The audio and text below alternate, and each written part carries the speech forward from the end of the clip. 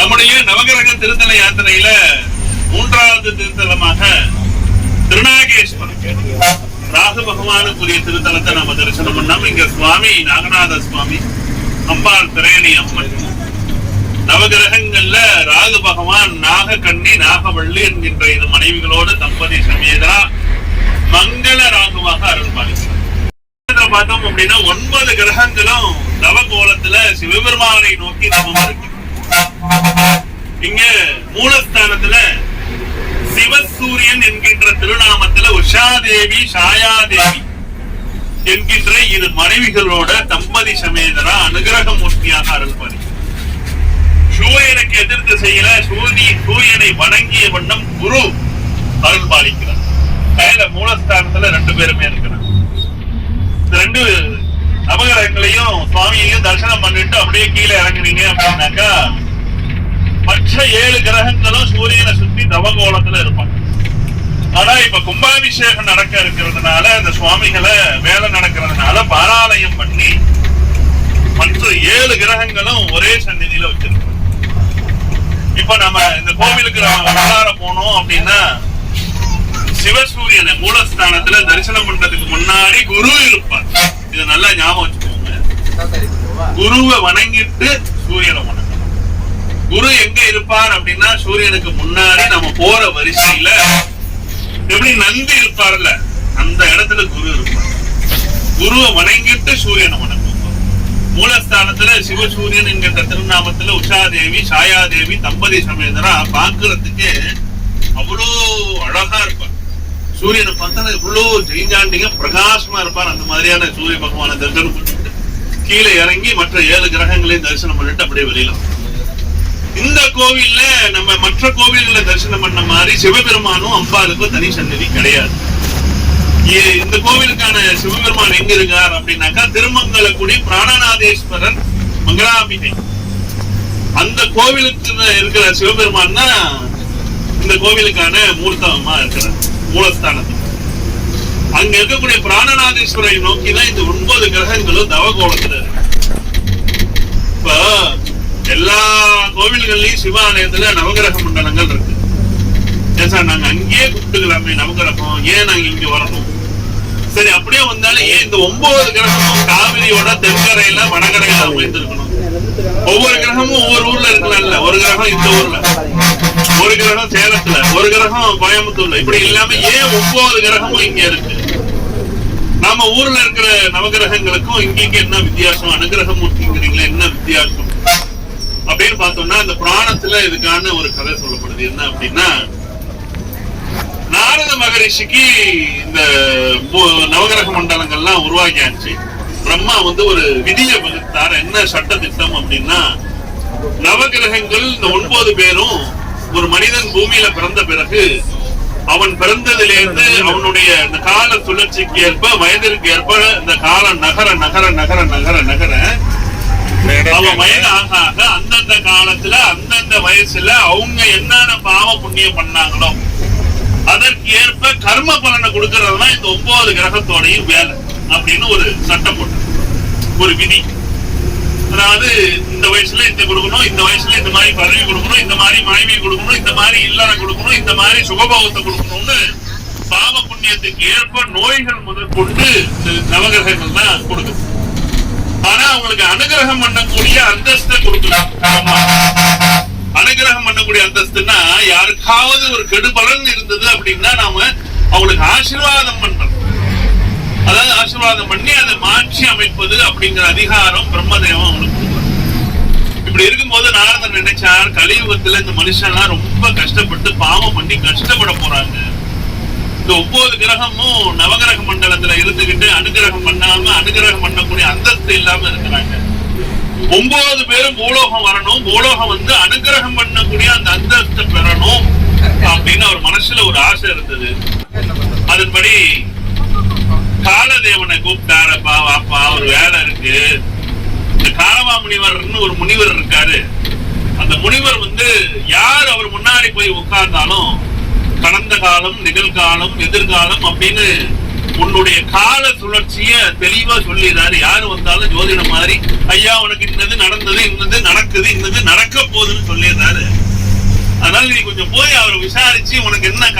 பார்த்துட்டு அவர் கொஞ்சம் கேட்டுட்டு வா, என்ன சுவாமி இது மாதிரிலாம் பண்றீங்களே, காலத்தெல்லாம் இது மாதிரி எல்லாருக்கும் சொல்றீங்களே, வர்ற காலத்தெல்லாம் கேட்டுட்டு வான்ல. அதுபடி காலதேவன் காலவா முனிவர்கிட்ட போயிட்டு எனக்கு என்ன எதிர்காலம்னு கேட்டார். அந்த காலவா முனிவரோ வந்திருப்பது காலதேவன் என்பதை உணர்ந்து, ஐயா காலத்துக்கே அதிபதி நீ, உனக்கு காலம் கட்டுப்பட்டது கிடையாது, அதனால கடந்த காலம் நிகழ்காலம் எதிர்காலம் உனக்கு காலமே கிடையாது, காலத்தை கடந்தவன் நீ, அதனால ஒண்ணும் சொல்ல முடியாது. அப்ப காலதேவன் கேட்டார் காலவா முனிகிட்ட, சுவாமி எல்லாருக்கும் வரப்போறது வர்றது வந்ததெல்லாம் சொன்னீங்களே, உங்களுக்கு என்ன வரப்போகுதுன்னு தெரியுமா, பார்த்திருக்கீங்களா அப்படின்னு கேட்டார். அது நாள் வரைக்கும் அந்த காலவா முனிவருக்கு தன்னுடைய எதிர்காலம் எப்படி இருக்கும் அப்படின்னு எந்த ஒரு சிந்தனையும் இல்லாம இருந்தார்.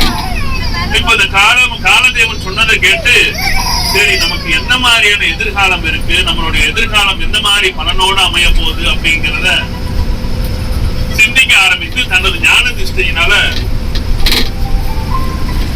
திஷ்டையினால பார்க்க ஆரம்பித்தார். அப்படி பார்க்கும் பொழுது அந்த காலவா முனிவருக்கு இனி வரக்கூடிய காலங்கள் அப்படிங்கிறது தொழுநோய் ரொம்ப கஷ்டப்பட்டு அவதிப்பட்டு சாக போறதா இருந்தது.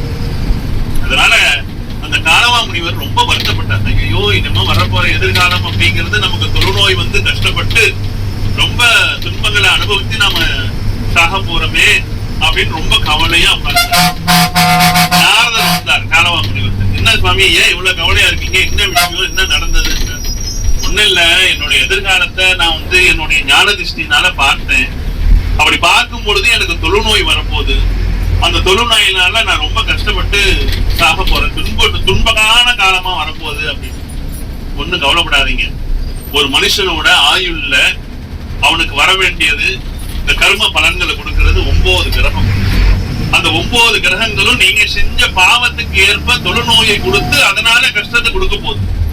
நீங்க என்ன பண்ணுங்க, அந்த 9 கிரகத்தை நோக்கி பூஜைகளும் தவங்களும் வேள்வியும் பண்ணுங்க.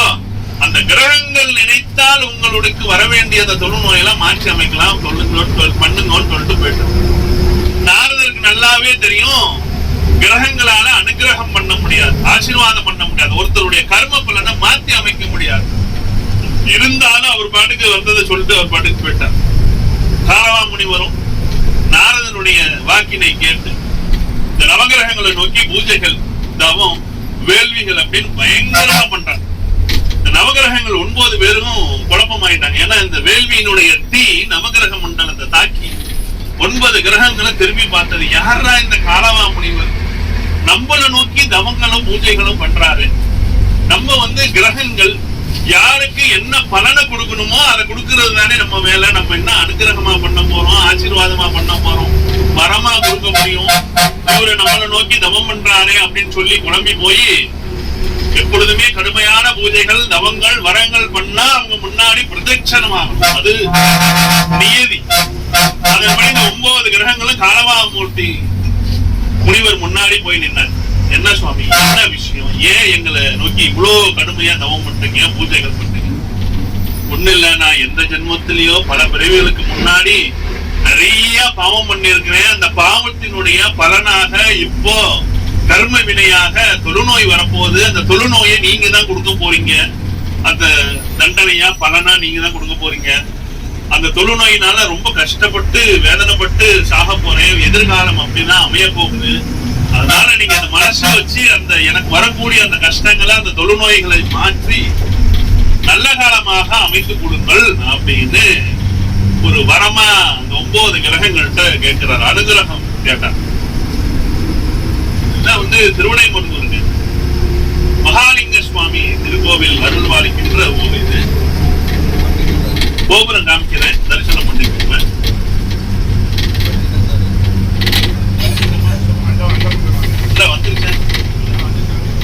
இந்த பக்கம் இருக்கும் மகாலிங்கேஸ்வரர், மிக அற்புதமான திருத்தலம், பிரம்மஹஸ்தி தோஷம் நீக்கக்கூடிய ரொம்ப அருமையான ஒரு திருவிடைமருதூர். உங்களுக்கு வாய்ப்பு இருந்தா பிற சமயத்துல நீங்க போன வரப்போ சிவபெருமான தரிசனம். அதனால இந்த காலவா முனிவர் அந்த நவகிரகங்கள்ட்ட இந்த மாதிரி மாற்றி அமைத்து கொடுங்கோ, எனக்கு வர வேண்டிய தொழுநோயை நீக்கி கொடுங்கோன்னு பிரார்த்தனை பண்ணார். நவகிரகங்களுக்கு அனுகிரகம் பண்ணக்கூடிய அந்தஸ்து இல்லை, ஆனா அந்த முனிவர் இப்படி கேட்கிறாரே, நம்ம முத ஒருத்தர் கேட்டு இல்லைன்னு போனா காலங்காலமா நவகிரகத்தை பூஜை பண்ணா ஒண்ணும் நடக்காது, வேலைக்கு ஆகாது அப்படின்னு சொல்லிடுவாங்களே, இது வந்து வரலாற்றுல இடம்பெற்றணுமே அப்படின்னு சொல்லி தங்களுடைய கடமைகளை மறந்து 9 கிரகங்களும் அந்த காலவா முனிவருக்கு அனுகிரகம் பண்ணாங்க. சுவாமி, உங்களுக்கு வர வேண்டிய தொழுநோய்கள் நீங்கட்டும், வரக்கூடிய கஷ்ட காலங்கள்லாம் நீங்கட்டும் அப்படின்னு சொல்லி இதாங்க மகாலிங்கேஸ்வரர் திருக்கோவில். அற்புதமான திருக்கோவில், திருவிடைமருதூர். பிரம்மஹஸ்தி தோஷம் நீக்கக்கூடிய திருத்தலம், பிரமாதமான கோவில். உங்களுக்கு சந்தர்ப்பத்திற்கும் அப்படின்னு சொல்லி அனுகிரகம் பண்ணாங்க. அவங்க அனுகிரக மூர்த்தியே கிடையாது. அப்போ அந்த காலவா முனிவர் தனக்கு வர வேண்டிய தன்மையெல்லாம் நீங்கி ரொம்ப சந்தோஷமா புறப்பட்டார். 9 கிரகங்களும் நவகிரக மண்டலத்துக்கு போனாங்க. பிரம்மாவுக்கு இந்த செய்தி தெரிய வந்தது. உடனே 9 பேரையும் கூட்டப்பட்டார். அப்ப அவங்களுக்கு என்ன வேலை, யாருக்கு என்ன பலனை கொடுக்கணுமோ அதானே கொடுக்கறது தானே உங்க வேலை. மாற்றி அமைக்கக்கூடிய அந்த அனுகிரகம் பண்ணக்கூடிய அந்தஸ்தை யார் உங்களுக்கு கொடுத்தா, காலவா முனிவருக்கு போயிட்டு அவருக்கு வர வேண்டிய தொழுநோயை நீக்கி துன்பத்தை நீக்கி அவருக்கு நல்ல காலமாக அமைத்து கொடுத்தது உங்களுக்கு யார் இந்த அதிகாரத்தை கொடுத்தான் அப்படின்னு கோபித்து, நவகிரகமான நீங்கள் உங்களுடைய 9 பேரும் உங்களுடைய கடமையை தவறுனதுனால உங்களை நவகிரக அந்தஸ்துல இருந்து வேலையில இருந்து அனுப்புறேன் அப்படின்னு சொல்லி நவகிரகத்தை பதவி நீக்கம் செய்தது. வேலை போயிடுச்சு. எந்த காலவா முனிவருக்கு தொழுநோய் வரக்கூடாது என்று நீங்க அனுகிரகம் பண்ணீங்களோ அவருக்கு வர வேண்டிய தொழுநோய் 9 பேருக்கு வந்து அவரு பட வேண்டிய கஷ்டத்தை நீங்க படுங்கன்னு சாபம் கொடுத்துட்டு போயிட்டார். ஒருத்தருக்கு உதவி செய்ய போய் அது நமக்கு உபத்திரவமா மாறி வேலையும் போய் தொழுநோயும் வந்து கஷ்டகாலமும் வந்துருச்சேன்னு 9 கிரகம் முடிச்ச மாதிரி போய் ஓரத்துல உட்காரு. நாரதர் வந்து அது ஒண்ணுமே தெரியாம, என்ன கிரகங்களுக்கே கிரகம் முடிச்ச மாதிரி உட்கார்ந்து இருக்கீங்களே, என்ன விஷயம் அப்படின்னு. ஒண்ணு இல்ல சுவாமி, காலவா முனிவருக்கு அனுகிரகம் பண்ணோம். அந்த அனுகிரகம் பண்ணதுனால பிரம்மா கோவித்து எங்களை பதவியை விலக்கிட்டு தொழுநோயை கொடுத்துட்டு சாமா கொடுத்துட்டு போயிட்டார். அனுகிரகம் பண்ண சொல்லி அவர் பூஜை பண்ண சொன்னதே நான் தானே அப்படின்னு நாரதன் மனசுல நினைச்சிட்டு, ஒண்ணும் இல்ல, ஒன்னும் பிரச்சனை இல்ல, 9 பேரும் பூலோகம் புறப்படுங்க, இப்பயே புறப்படுங்க. பொறுப்பட்டு காவிரியினுடைய வடகரையில எருக்கவனம் அப்படின்ற ஒரு வனம் இருக்கு. எருக்கம் செடிகள் நிறைந்த ஒரு பெருங்காடு. அந்த காட்டுல, அந்த வனத்துல பிராணநாதேஸ்வரர் ஒரு சிவபெருமான் இருக்க. அவரை நோக்கி தவங்களும் பூஜைகளும் பண்ணுங்க, புறப்படுங்க, உடனே புறப்படுங்க, இதுக்கு தீர்வு கிடைக்கும்னு அனுப்பிச்சு. அதன்படி 9 கிரகங்களும் இந்த பூலோகத்திற்கு காவிரியினுடைய வடகரைக்கு எருக்கவனத்திற்கு வந்தார். அப்போ அகத்திய மகாமுனி இந்த பிராணநாதேஸ்வரர் எப்படி வழிபடணும் அப்படிங்கறத நவகிரகங்களுக்கு உபதேசம் பண்றார்.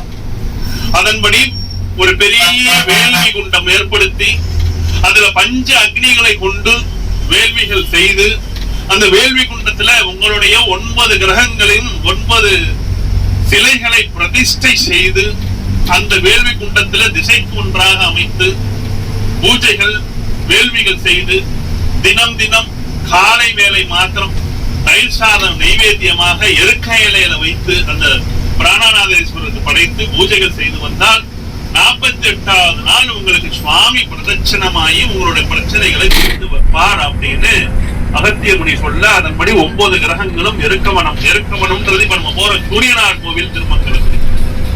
அந்த சூரியனார் கோவிலுக்கு அந்த பகுதியில வந்து பெரிய வேள்வி குண்டம் ஏற்படுத்தி அதுல பஞ்ச அக்னியை கொண்டு வேள்விகள் செய்து தங்களது விக்கிரகங்களை திசைக்கு ஒன்றாக அந்த வேள்வி குண்டத்தில் அமைத்து தினம் தினம் காலையில ஒருவேளை தயிர் சாதம் நைவேத்தியமாக பண்ணி அந்த சிவபெருமானுக்கு படைத்து பூஜைகள் செய்துட்டு வந்தாங்க. 48வது நாள் மங்களாம்பிகை சமேத பிராணநாதேஸ்வரர் இந்த நவகிரகங்களை காட்சி கொடுத்து என்ன வேணும் அப்படின்னா, ஒண்ணுல சுவாமி, இந்த காலவா முனிவருக்கு அனுகிரகம் பண்ணதுனால பிரம்மா கோபித்து வேலையை பறித்தார், தொழுநோயை கொடுத்தார், துன்பங்களை கொடுத்தார், இதுல இருந்து எங்களுக்கு ஒரு விமோசனம் வேணும் அப்படின்னு. அதனால இங்க இருக்கக்கூடிய பிராணநாதேஸ்வரர் இழந்த பதவியை, இந்த கிரக பதவியை மீண்டும் 9 பேருக்கு திரும்ப அளிப்பார். எந்த தொழுநோயால் அவர்கள் கஷ்டப்படுகிறார்களோ அந்த தொழுநோயை நீக்கி துன்பத்தை நீக்கினார். அதோடு மட்டுமல்லாமல் பிரம்மா ஏன் உங்களை கோபித்துக் கொண்டார் என்றால் உங்களுக்கு வந்து அந்த அனுகிரகம் பண்ணக்கூடிய அந்தஸ்து இல்லை. இன்று முதல் நீங்கள் 9 பேரும் பூலோகத்துல அனுகிரக மூர்த்தியாக இருந்து உங்களை நாடி வருகின்ற இந்த கலியுகத்துல உங்களை நாடி வருகின்ற பக்தர்களுடைய கர்ம பலன்களை, வினை பலன்களை மாற்றி அமைத்து அவர்களுக்கு அனுகிரகம் பண்ற வரம் அளிக்கின்ற ஒரு அந்தஸ்தை தர்றேன்னு சொல்லி அனுகிரக மூர்த்தியாக ஒரு அந்தஸ்தை கொடுத்தார். இப்படியாக 9 கிரகங்களும் அந்த பிராணநாதீஸ்வரனால இழந்த பதவியை பெற்று தொழுநோயை நீக்க பெற்று அடுத்து இந்த அனுகிரகம் பண்ணக்கூடிய அந்தஸ்தை பெற்று ரொம்ப சந்தோஷம். 9 கிரகங்களுக்கும் நல்ல சந்தோஷம். சந்தோஷத்தில் தலகால புரியாம ஆடுது. பொதுவா நம்ம வீட்டுல ஒரு ஹோமம் யாகம் எல்லாம் பண்ணோம் அப்படின்னா பூர்ணாகதின்னு பண்ணுவோம். ஹோமம் முடிக்கும் போது பூர்ணாகதி தெரியும் உங்களுக்கு.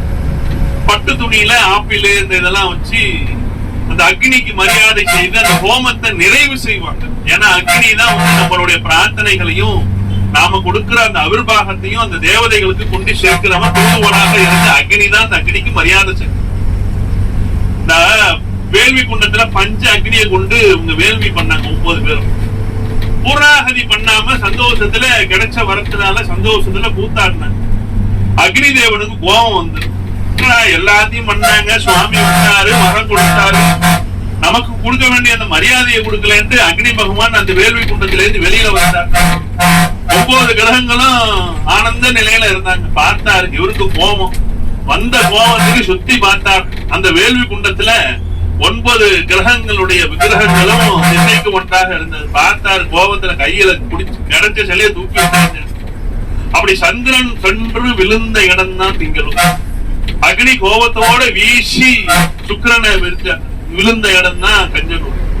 அங்காரகனை எறிந்தான் வைத்தீஸ்வரன் கோவில். இப்படியாக கோபத்தோடு எழுந்த அக்னி குண்டத்திலிருந்து எழுந்து தன் கைகளால் விக்கிரகங்களை வீசி எறிந்து பிரதிஷ்டை செய்த சிவபெருமானால் அனுகிரக மூர்த்தியாக அந்தஸ்து பெற்ற அந்த கிரகங்களை தான் நம்ம இங்க ஒவ்வொரு திருத்தலங்களாக காவிரியினுடைய வடகரை தென்கரையில் இருக்கக்கூடிய திருத்தலங்களாக அனுகிரக மூர்த்தியாக நம்ம தரிசனம் பண்ணிட்டு இருக்கோம். இந்த எருக்கமணம் அப்படிங்கிறது இன்றைக்கு இருக்கின்ற திருமங்கலக்குடி சூரியனார் கோவில் பகுதி. இந்த திருமங்கலக்குடியும் சூரியனார் கோவிலும் ஜஸ்ட் ஒரு 1 கிலோமீட்டருக்குள்ளதான், 1/2 கிலோமீட்டர் சொல்லலாம். ஒரு 2 திரு தாண்டா திருமங்கலக்குடி. இந்த சூரியனார் கோவில்ல தான் 9 கிரகங்களும் தவம் இருந்து தன் இழந்த பதவியை பெற்ற இடம். அதனால இந்த 9 கிரகங்களும் இங்க தவகோலத்துல அருள் பாலிக்கிறாங்க. இது பாத்தீங்க அப்படின்னாக்கா இந்த சூரியனார் கோவிலை பொறுத்த வரைக்கும் சூரியன் கிரகங்களுக்கு அதிபதி. இதுல பார்த்தோம் அப்படின்னா நமக்கு பதவிக்கு லைன்ல வைக்கிறவன் சூரியன் தான். அதனால இங்க சூரியனை கலைத்துறையில இருக்கிறவங்க நல்லா சாதனை பண்ணிப்பாங்க. பதவி உயர்வு இதெல்லாம் இங்க கிடைக்கும். இழந்த கிரகங்களுக்கு இழந்த பதவியை மீட்டெடுத்து இங்க மூலஸ்தானத்துல சிவசூரியன் என்கின்ற திருநாமத்துல உஷாதேவி சாயாதேவி 2 மனைவிகளோட சூரிய பகவான். இந்த சூரியன் யாரோட பிள்ளை அப்படின்னா நம்ம காலையிலே பார்த்தோம், காஷ்யப்பருக்கும் அதீதிக்கும் பிறந்த புத்திரன், முதல் புத்திரன். அதனால ஆதித்யன் அப்படின்னு ஒரு பேரு. ஆதிதியினோட பிள்ளைனால ஆதித்யன் அப்படின்னு சூரிய பகவானுக்கு பேரு. இங்க உஷாதேவி சூரியனுடைய பிள்ளைகள் அப்படின்னு பார்த்தோம்னா சூரியனுக்கும் உஷாவுக்கும் 3 குழந்தைகள். அதுல 2 ஆண் 1 பெண். இந்த சூரியனுக்கும் உஷாவுக்கும் பிறந்த முதல் ஆண் யமன், யம தர்மத்துக்கார யமன், சூரியனோட பிள்ளை. 2வது ஆண் குழந்தை விஸ்வஸ்த மனு. 3வது ஒரு பெண் குழந்தை யமுனா. யமுனா நதி இருக்குல்ல, சூரியனோட பிள்ளை, பொம்பளை பிள்ளை. யமனுக்கு தங்கச்சி. உஷாவுக்கு சூரியனுக்கு பிறந்த வகையில இந்த 3 பேரும். அதே மாதிரி சூரியனுடைய மற்றொரு மனைவி சாயாதேவி. இந்த சூரியனுக்கும் சாயாவுக்கும் இதே மாதிரி 2 ஆண் குழந்தை 1 பெண் குழந்தை. அந்த சூரியனுக்கும் சாயாவுக்கும் பிறந்த முதல் ஆண் குழந்தை சனி, சனீஸ்வர பகவான். சூரியனுக்கும் சாயாவுக்கும் பிறந்த புத்திரன் சனி. 2வது ஆண் குழந்தை வைவஸ்த மனு.